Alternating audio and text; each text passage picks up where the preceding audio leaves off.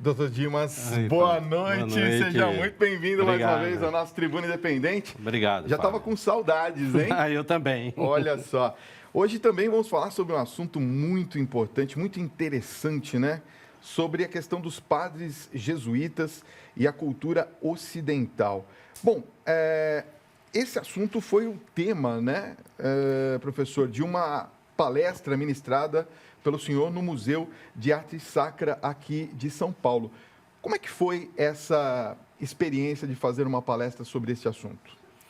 Foi uma experiência muito rica, Fábio, porque a Ordem Jesuíta ela contribuiu em grande estilo para o desenvolvimento científico do Ocidente. E durante muito tempo, devido à influência da historiografia iluminista, essa contribuição foi ignorada.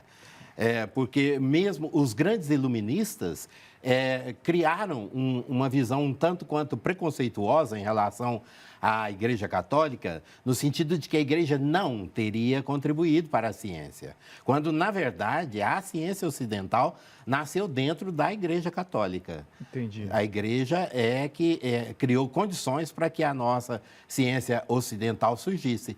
Então, os grandes iluministas, mesmo esses filósofos que colocaram esse ponto de vista um tanto quanto desviado da verdade, eles também estudaram nos colégios da Igreja, principalmente nos colégios jesuítas. Foi o caso de Montesquieu, de Voltaire, de Diderot, d'Alembert, Rousseau, outros grandes iluministas. Eles também agiram de uma maneira um tanto quanto ingrata em relação a esse ensinamento que eles receberam da Igreja. Em que sentido seria essa ingratidão? Ingratidão, professor? porque eles colocaram que a Igreja seria contra a evolução da ciência, quando, na verdade, ela favoreceu essa evolução. E, sobretudo, a Ordem Jesuíta, a partir do século XVI. Aliás, nós temos um Papa jesuíta. Sim, né? atualmente. Atualmente. Eu quero falar um pouquinho sobre quem foram os jesuítas, principalmente aqui para a nossa cultura e o nosso Brasil. Vamos falar sobre isso? Olha, é o seguinte, vamos falar um pouquinho para as pessoas que estão nos acompanhando sobre quem foram os jesuítas, professor? A Ordem Jesuíta foi criada após a convocação do Concílio de Trento pelo Papa Paulo III. Foi Inácio de Loyola, né, o criador da Ordem. E a Ordem se propôs a defender a Igreja contra diversos ataques que ela sofria na época e a promover a catequese. E essa compreensão da catequese abrangia também o desenvolvimento científico, o desenvolvimento intelectual do homem. Porque para a Ordem Jesuíta, todas as qualidades humanas devem ser valorizadas. O homem é visto como um conjunto harmonioso. Daí a necessidade que a Ordem sentiu de desenvolver uma pedagogia capaz de desenvolver, de favorecer o desenvolvimento dessas qualidades, né? dessas potencialidades do ser humano. O lema da Ordem era que tudo fosse para a maior glória de Deus. Omnia ad maiorem gloriam Dei, em latim. E esse lema foi seguido rigorosamente pela Ordem. Agora, qual que era a posição, né, da Companhia de Jesus, dos jesuítas, em relação à ciência? Eles apoiavam a ciência? Sim, havia um grande apoio à ciência. Eles procuraram resumir tudo aquilo que os gregos antigos e os monges medievais tinham realizado em termos científicos. Os jesuítas, nas suas bibliotecas e nos seus estudos, eles promoveram trabalhos muito importantes a respeito dos grandes cientistas da antiguidade, sobretudo os cientistas gregos, tais como Arquimedes, Eratóstenes, Aristóteles, Apolônio de Alexandria, Euclides, Aristarco de Samos. Todos esses sábios gregos foram estudados pelos jesuítas e as suas obras foram divulgadas em novas edições críticas, que permitiram um trabalho mais acurado, né, mais rigoroso, por parte dos cientistas modernos. Que é quando tinha aquela, por exemplo, associação, né, da nozes com o cérebro humano, mais ou menos nessa época, é isso? Os jesuítas procuraram... aprimorar isso, aprimorar. Eles acabaram realizando um papel muito importante na divulgação da ciência, né? E fazendo uma espécie de ponte entre a ciência antiga e a ciência moderna. Okay. Isso. Agora, o que era o Colégio Romano, professor? O que ele representou, vamos dizer assim, para esse renascimento científico? O Colégio Romano é a principal instituição de ensino dos jesuítas, fundado em Roma, no século XVI. E esse colégio mais tarde evoluiu, se tornando atualmente a Universidade Gregoriana, a Pontifícia Universidade Gregoriana de Roma. Esse colégio passou a concentrar a elite dos professores jesuítas, os melhores professores, bibliotecas maravilhosas, centros de experimentação científica, e se tornou logo uma referência dentro e fora da Itália. Muitos sábios passaram pelas carteiras do colégio jesuíta em Roma. Olha só, ele se tornou uma referência. Os grandes colégios da França, da Inglaterra, o famoso Colégio de La Flèche, em Paris, por exemplo, onde até René Descartes estudou. Sim. Os grandes colégios aristocráticos da Inglaterra foram direta ou indiretamente influenciados pela pedagogia jesuíta do Colégio Romano. Então, por exemplo, os colégios de Oxford, o Brasenose College, o Magdalen College, o Corpus Christi, colégios associados à Universidade de Oxford e à Universidade de Cambridge, eles foram, de certa forma, influenciados pelo sistema de ensino do Colégio Romano. É algo de impressionante. Muito legal isso. Olha, eu quero que você participe dessa conversa. 1195033870. Está aparecendo aqui no vídeo. O WhatsApp está aqui à sua disposição para que você também nos ajude a entrevistar os nossos convidados e o professor Dimas, com certeza, também. Professor, a gente sabe que na história da humanidade a questão da astronomia sempre foi algo muito emblemático, que geraram conceitos importantes para todos nós, que tirava a Terra do centro, né, e colocava o Sol. Mas também foi momento de muitas discórdias, podemos dizer assim, não é mesmo? Sem dúvida alguma. Qual que é a relação dos padres jesuítas diretamente com a astronomia, professor? Veja o seguinte, Fábio. Para nós, a teoria heliocêntrica, que afirma que o Sol está no centro de um sistema, né? E que todos os planetas, inclusive a nossa Terra, giram em torno dele, para nós isso é óbvio, é quase que algo assim de natural. Mas, na verdade, não existe nada de natural nesse trabalho científico. Porque, veja só, nós vemos todos os dias o Sol nascer a leste, cruzar o céu, né? E se pôr a oeste. Exatamente. Quer dizer, essa teoria científica ela vai contra os nossos sentidos. Então, houve necessidade de um trabalho muito grande de disciplina para a aceitação da teoria heliocêntrica.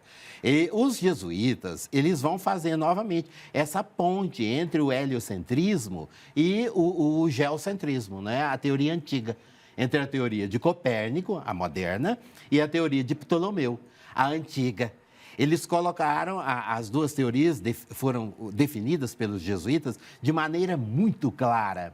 Isso não significou uma aceitação imediata da teoria de Copérnico, mas, de qualquer modo, o trabalho dos jesuítas foi muito importante, inclusive no sentido de mostrar que, do ponto de vista matemático, né, a teoria de Copérnico ela era lógica, embora não fosse tão simples quanto parece à primeira vista. O trabalho dos jesuítas foi muito importante nesse sentido também, né? Que coisa, né? A gente vê a importância dos jesuítas e às vezes a gente não se dá conta desses pequenos detalhes, né? Da importância de difundir principalmente esse tipo de pensamento que na época, repito, não era tão simples assim, né, professor?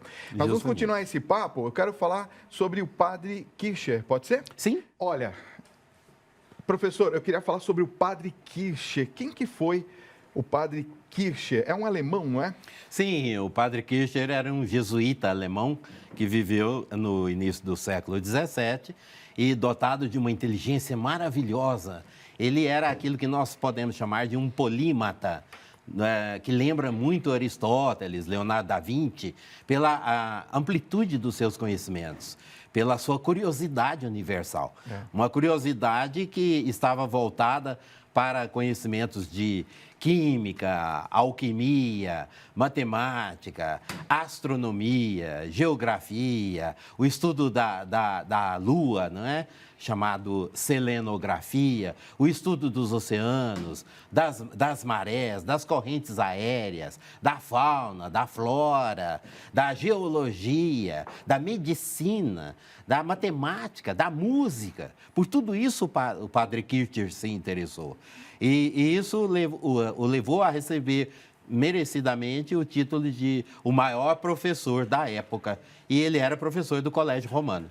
Muito bom, célebre, né? Colégio Romano de Roma. Aliás, os padres todos, de uma maneira geral, incentivaram muito a arte, a cultura, também a questão da ciência e contribuíram demais, né? Se hoje temos rádio, televisão, também foi um padre que começou tudo isso.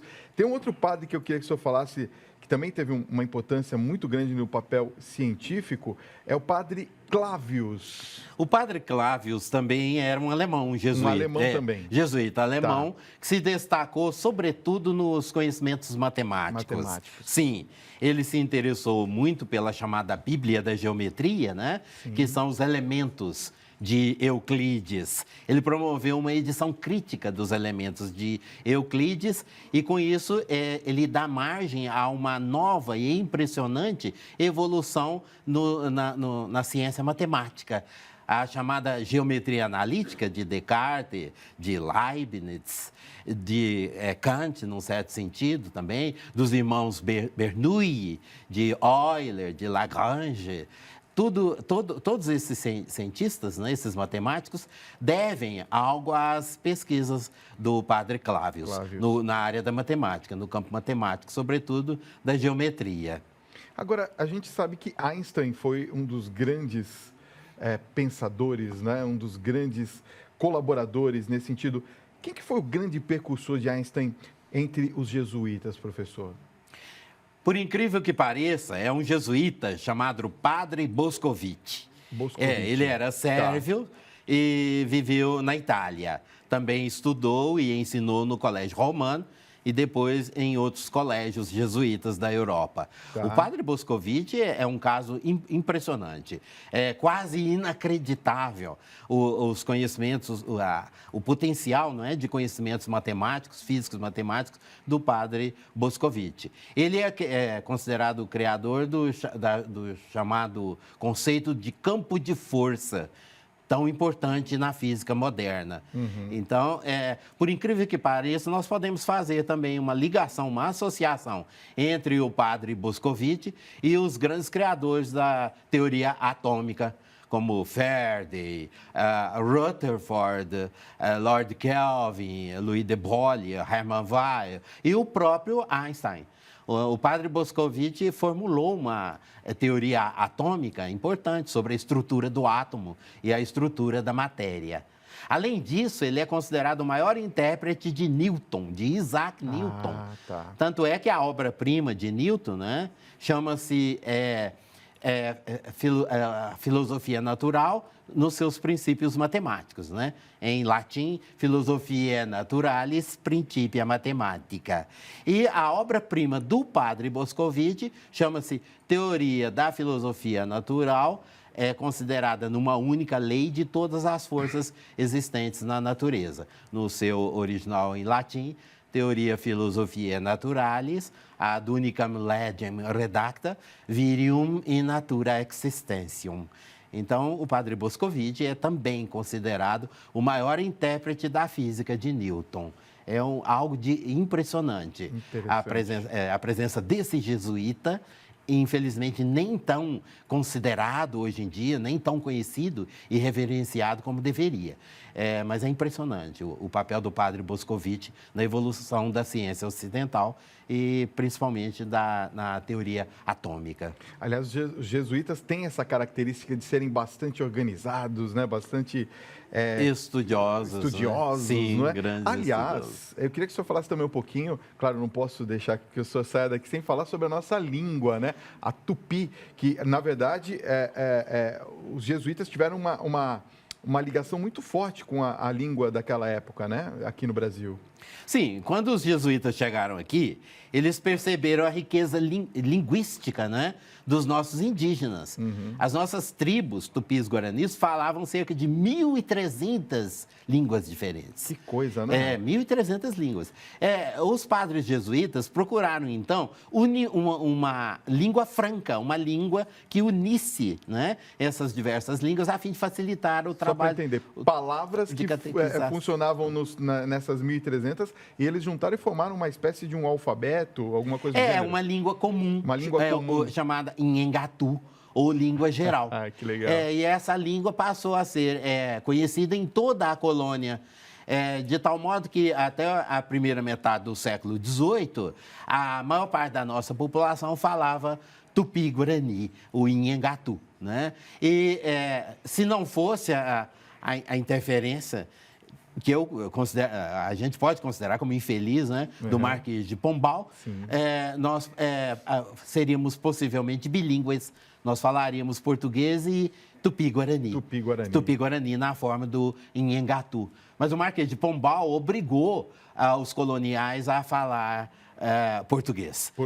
Não apenas nos documentos oficiais, mas na língua usada, né, por todos os colonos. E com a dispersão da ordem, em 1773, né, ela foi suprimida pelo Papa Clemente XIV e, felizmente, foi restaurada em 1814 pelo Papa Pio VII. Mas, nesse período, os colégios foram fechados e os jesuítas se dispersaram na colônia, o que atrapalhou a evolução do chamado Inhengatu, ou língua geral da colônia. Aliás, por falar nisso, nós temos aqui, quero agradecer o enorme carinho da sua audiência nesse momento. Tem muita gente elogiando aqui, diz que o senhor está dando uma aula para o Brasil. Obrigado. E olha só, obrigado. Fábio, parabéns por levar o professor Dimas, mais uma vez, sempre abordando assuntos da nossa história. O Rogério Matos está perguntando qual que é a importância dos jesuítas na formação do Brasil e mais. Quais foram as consequências, já que o senhor citou a questão do Marquês de Pombal, quais foram as consequências da educação e na cultura do Brasil colonial após a expulsão da ordem jesuíta pelo Marquês de Pombal? É o Johnny e o Rogério Matos que estão nos acompanhando, a família Matos acompanhando a gente. Obrigado pelo carinho. E aí, professor? Então, infelizmente, né, o nosso ensino ficou prejudicado. A evolução do nosso ensino, principalmente do ponto de vista humanista, uma vez que os jesuítas valorizavam a cultura humanista, né? Sim. Eles valorizavam o cultivo do latim, por exemplo, tão importante no conhecimento das nossas origens, no conhecimento da nossa língua portuguesa. Durante muito tempo não se conseguiu, o nosso ensino não conseguiu se refazer do desastre, vamos dizer, tá, né? Porque mesmo a construção das escolas leigas pelo Marquês de Pombal não respondia às necessidades de ensino, né? De qualquer modo, né, ficou esse legado muito importante dos jesuítas, né, que deve ser lembrado. Hoje em dia, nós devemos sempre lembrar, né? E o senhor acha que o Papa Francisco também está fazendo um bom trabalho jesuíta lá no Vaticano com a nossa igreja? Acredito que sim também, né? Sim. Resumindo, né, assim, falando sobre a ordem, né, de um modo geral, esse trabalho pedagógico, essa preocupação com o ser humano que vem desde a época de Santo Inácio de Loyola, né? Sim. Nós podemos reverenciar a ordem jesuíta lembrando muito uma passagem bíblica, né? Aquela passagem do profeta Daniel, em que ele fala, né, que aqueles que instruem a muitos de acordo com os princípios da justiça brilharão como estrelas por toda a eternidade, né? Que lindo isso. Qui erudiunt multos secundum principio justitiae fulgebunt ut stelle in perpetuas eternitates. Você está vendo só? Ó, Tribuna Independente trazendo cultura para a família brasileira. Professor, muito obrigado pela sua presença. Eu quero passar o seu e-mail, pode? Sim, sim. Olha, eu vou passar o e-mail do professor. Se você tem dúvidas ou quer conversar um pouquinho mais sobre esse assunto ou outros que o professor aborda também, o e-mail está aparecendo aqui no vídeo. É dimasdecolive, como está aqui, @gmail.com. E aí você pode entrar em contato com o professor. Professor, obrigado mais uma vez agradeço, pela sua presença. Obrigado. Foi uma aula que o senhor deu para todos nós aqui. Muito obrigado mais uma vez, viu? Obrigado. Volte sempre.